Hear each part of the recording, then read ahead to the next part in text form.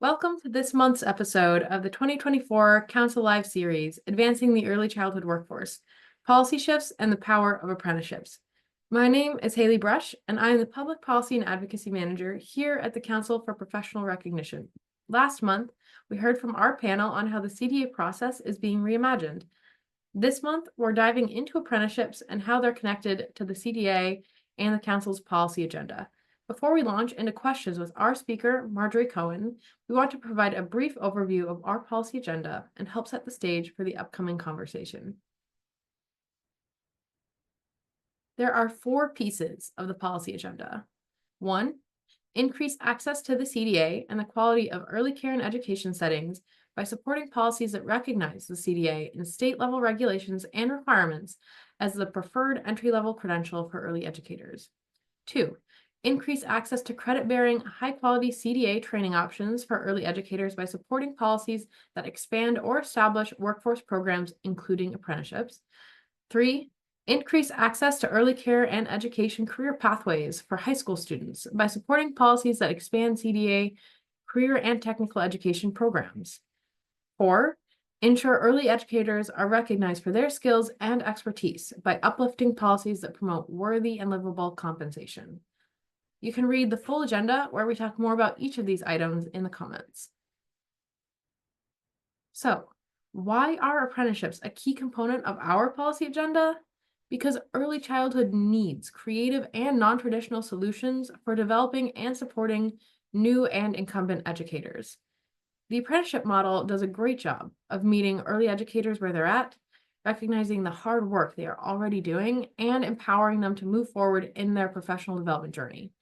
The ECE field has recognized this, and apprenticeships are exploding in popularity as a solution for both educators and their employers. The Council wants to support this critical workforce solution in every way we can, including promoting policy solutions that advance the apprenticeship system for all its stakeholders. With that in mind, I want to introduce you to our speaker today, Marjorie Cohen. She's the project manager for the Early Childhood Workforce Connector and has over 20 years of experience in education and workforce development policy and research, technical assistance, program management, and project leadership. Marjorie supports early childhood education providers, in-demand sector employers, secondary and post-secondary education institutions, state and local agencies, and other key stakeholders to provide high-quality registered apprenticeship programs for the ECE workforce.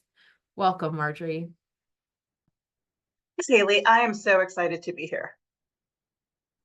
Can you start by giving us an overview of what apprenticeship in the ECE sector entails? Registered apprenticeship is an incredible opportunity that allows people to earn money and get an education while they work. So someone who's interested in starting their career in early childhood, or someone who's already in the field and wants to further their education, can become an apprentice and use this model to advance their career. All registered apprenticeships, including those in early childhood, include 7 components. The first is that it is industry-led. Basically, this means that programs are industry vetted and approved to ensure alignment with industry standards like state licensing rules and regulations, and that apprentices are trained for highly skilled, high-demand occupations, including early childhood. Second is that it is a paid job. Apprenticeships are jobs. So apprentices can actually earn progressive wages as their skills and productivity increases. The third is that it is structured on-the-job training. And basically that means that programs provide structured on-the-job learning to prepare for a successful career, which includes instruction from an experienced mentor or journey person. And we can talk about that a little bit later. The fourth is that there's educational coursework. Apprentices are provided classroom education based on the state and the provider's unique training needs to ensure quality and success. And this education can, and often does, include the CDA coursework. The fifth component is diversity. Programs are designed to reflect the communities that they are in through strong non-discrimination, anti-harassment, and recruitment practices to ensure access, equity, and inclusion. The sixth is quality and safety, which I know is a big thing for early childhood. It's the safety of the workers as well as the safety of the children. So apprentices have to have worker protections while they receive their rigorous training. So they learn the skills that they need to succeed and the proper training and supervision they need be safe and for the children in their care to be safe. And finally, the seventh is credentials. Apprentices earn a portable, nationally recognized credential for early childhood that does not expire. Thank you, Marjorie, for going over the 7 components of registered apprenticeship for ECE. What advantages do apprenticeships offer early childhood educators compared to traditional training programs? That's a great question, Haley. So registered apprenticeship is considered the gold standard of work-based learning. And what that means is that opposed to other work-based learning models, such as internships or unregistered apprenticeships, registered apprenticeship guarantees increasing knowledge and skill through state and nationally defined competencies alongside wage increases. Registered apprenticeship programs also receive support from a nationwide network of registered apprenticeship and workforce development specialists and access to funding and other resources from federal and state programs. In many states, in fact, businesses qualify for registered apprenticeship employer tax credits and or tuition benefits. And finally, one of the big things that registered apprenticeships provide is this nationally recognized credential that I mentioned before. And that's a really big differentiator. Thanks, Marjorie. That definitely helps to highlight why the CDA is such an important, truly pivotal piece of the registered apprenticeship picture for early childhood. And that leads us into my next question. In what ways do apprenticeships create pathways for career advancement within the ECE sector? Another really great question, Haley. So I think we all understand that there's a variety of occupations in early childhood. Someone could start with a more entry-level job, say as like a substitute teacher or teacher aide, and then further their education and experience as they work their way up to a more sustainable career, such as lead teacher, program director, or even like a curriculum developer. And so early childhood registered apprenticeship programs offer multiple entry points and pathways to these sustainable careers. So registered apprenticeship programs are both for people who are just starting out in the ECE career, as well as those who are already in the ECE field who want to gain additional credentials and degrees. And as I mentioned before, apprentices advance their knowledge from on-the-job learning and the early childhood courses that align with their goals and career interests, as well as the employer's goals and interests. So the CDA credential, as you said, is a very valuable step in advancing one's career in this field. The components of a CDA align well with registered apprenticeship competencies. Early childhood registered apprenticeship programs can incorporate CDA coursework and subject area training into their program structure, meaning that apprentices are fulfilling their CDA requirements and those for US DOL certification. Registered apprenticeship programs can also incorporate academic degrees such as associate's or bachelor's degree. There is a registered apprenticeship program for many stages of a career pathway, whether someone is an experienced professional in early childhood or just starting out. Marjorie, you mentioned on-the-job learning. Can you talk more about the key advantages of on-the-job training provided through apprenticeships in the ECE field? Apprentices gain direct, practical experience working with children under the guidance of an experienced teacher who has the credential or degree that the apprentice is actually working towards. Apprentices progress through the program as they demonstrate the competencies of the program, which, as I said, can include the CDA subject area. They receive wage bumps for gaining skills. And employers ensure that employees and apprentices gain the skills and knowledge needed for a successful career in ECE through professional learning and that's customized to their program. That is really great, Marjorie. So you started to get into this a little bit, but can you talk a little bit more about what the main benefits are for ECE employers who participate in apprenticeship programs? Yeah, I'd love to. So employers actually get several important benefits. So registered apprenticeship focuses on recruiting diverse and skilled employees. They also get improved retention from employees. According to the US Department of Labor, like 90% of apprentices across all industries remain with their host employer after completing a program. They also receive federal and state funding. As I mentioned before, there's sort of a host of funds available for bolstering the early childhood workforce. Some of them are through health and human service agencies for launching and expanding registered apprenticeship, however. through workforce development or labor agencies, they can provide much needed resources for registered apprenticeship. And as I said earlier, they benefit from customized learning and workforce training that incorporates the CDA or degree attainment, includes state required ECE licensing requirements, and can meet the Head Start or NACE licensing requirements. Thank you, Marjorie, for all of that really helpful information. And I have another important question for you. How can apprenticeships contribute to enhancing diversity and inclusion within the ECE workforce? So that is a great question, Haley. The registered apprenticeship programs help work towards diversity, equity, inclusion, and accessibility. And they do it in a few ways. One is that they have wage scales to progressively increase the wages, right? So registered apprenticeship, as I said before, it's a paid job. And as early childhood workers grow their skills and competencies, their earnings increase. And that also helps to reduce financial barriers to education and credential attainment. Another way that they work towards diversity and inclusion is to align the state's quality rating system that increases the revenue for providers. It allows centers to earn more revenue as their workers increase their skills and their knowledge. It's also an earn while you learn structure that advances education. So it allows apprentices to gain skills and credentials, and they advance in the profession.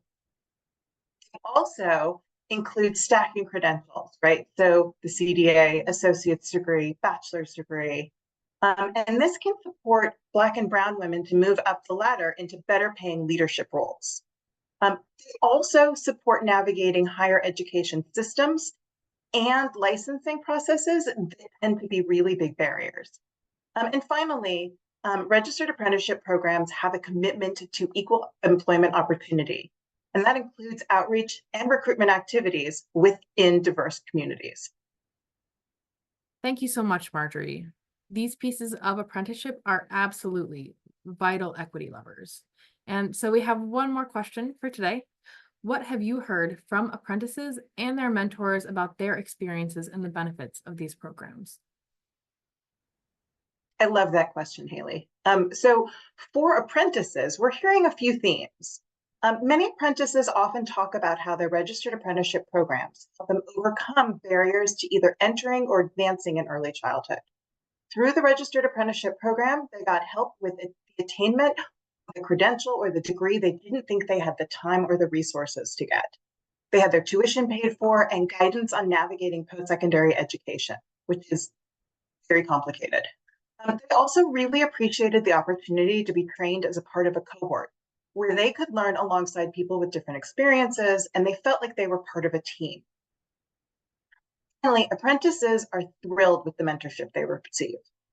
They talk a lot about how helpful the coaching was and how important it was to establish a relationship with a peer who has more experience.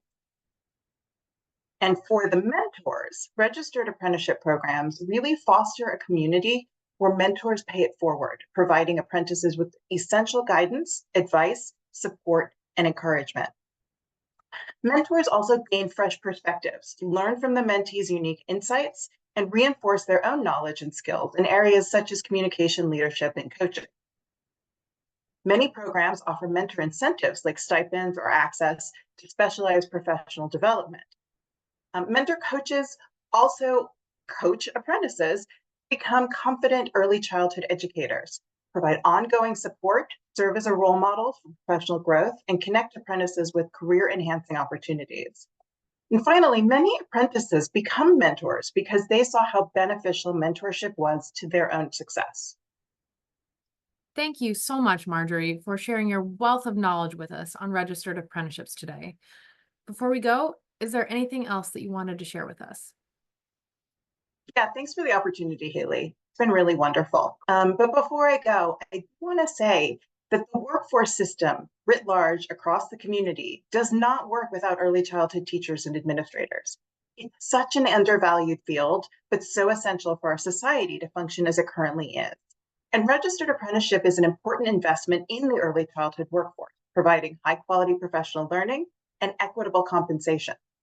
ECE registered apprenticeship programs with high quality, accessible, supported and equitable early childhood employers actually lift the entire community, benefiting families and the local workforce. And ultimately, the early childhood workforce really is the workforce behind the workforce in any community. That was a great answer. And thanks, Marjorie. It was so wonderful having you with us here today, and we hope to have you again soon. It's always a pleasure to speak with you, Haley, and I do love our partnership with the council. So have me back anytime. Thanks so much. To close us out, let's talk about how the CDA fits into an apprenticeship program. Marjorie did a great job talking a little bit about this, but I'd like to emphasize one more time that the successful completion of an apprenticeship program requires that the apprentice exit with a national and industry recognized credential.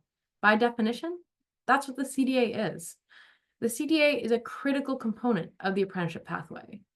One of the many advantages of an apprenticeship is that it is flexible and can be molded to fit community needs. This flexibility means that the CDA can be earned at any point along the pathway to program completion. Often, because the work hours component of the CDA is 480 hours, while apprenticeships require more, typically 2,000 hours, many programs incorporate the CDA at an earlier phase. These programs recognize that the CDA, which is deeply based in the competencies critical to success in the classroom, is the best first step for any early educator. After CDA completion, apprenticeships then often help apprentices reach even further, such as earning an associate or bachelor's degree or other possibilities that meet their community's needs. At the council, we are working to advance apprenticeships in several ways. First, we're working to get the word out about apprenticeships and help the field understand all the intricacies that come with them. If you have not yet seen our early childhood education registered apprenticeship webinar series, which is being presented in partnership with the Early Childhood Workforce Connector, I encourage you to go to the Council Alumni Network, where you can watch previous episodes and register for upcoming ones. We're also staying connected to legislative efforts as they move through Congress and various state legislatures, advocating for related bills and making sure that legislators are educated on the issue. If you have any questions about apprenticeships, drop them in the chat and we will answer them across the next week. Thank you all for joining us for this month's episode of CounciLIVE. I know I'm looking forward to next month's episode, highlighting the high school CDA and its integration into career and technical education programs. I hope to see you there.